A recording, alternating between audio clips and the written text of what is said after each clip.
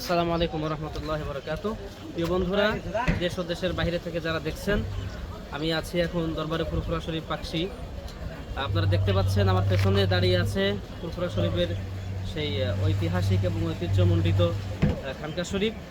আপনারা জানেন আজকে থেকে অর্থাৎ 22, 23 এবং 24শে জানুয়ারি 2026 রিসালাত সব মাহফিল শেষ। তো আজকে ইতিমধ্যেই লক্ষ লক্ষ মানুষ সারা বাংলাদেশ থেকে চলে এসেছেন, ইন্ডিয়া থেকেও কিছু মেহমানেরা এসেছেন।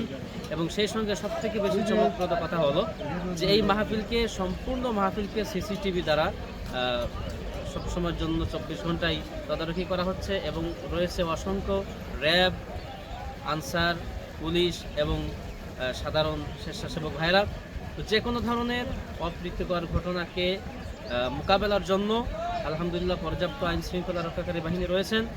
আপনারা নির্দ্বিধায় দরবারে চলে আসুন।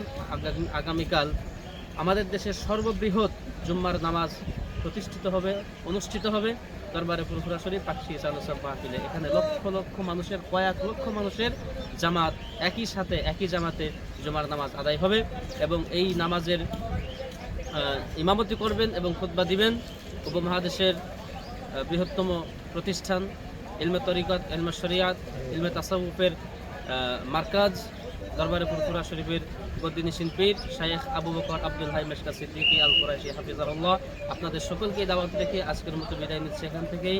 আসসালামু আলাইকুম ওয়া রাহমাতুল্লাহ।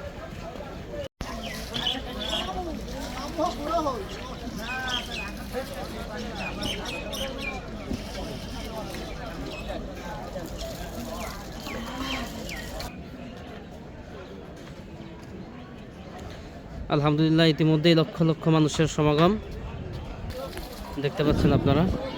ইতিমধ্যেই লক্ষ লক্ষ মানুষের সমাগম। আলহামদুলিল্লাহ আলহামদুলিল্লাহ আলহামদুলিল্লাহ, লক্ষ লক্ষ মানুষের সমাগম দরবারে ফুরফুরা শরীফ পাকশি। এখন গোসলের বিরতি, উযু গোসল, পরিষ্কার পরিচ্ছন্নতার বিরতি।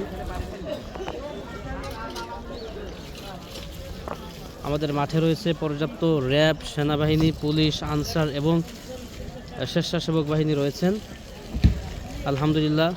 এবং সিসিটিভি ক্যামেরার মাধ্যমে সকল প্রকার অবস্থা সার্বক্ষণিক তদারকি করা হচ্ছে।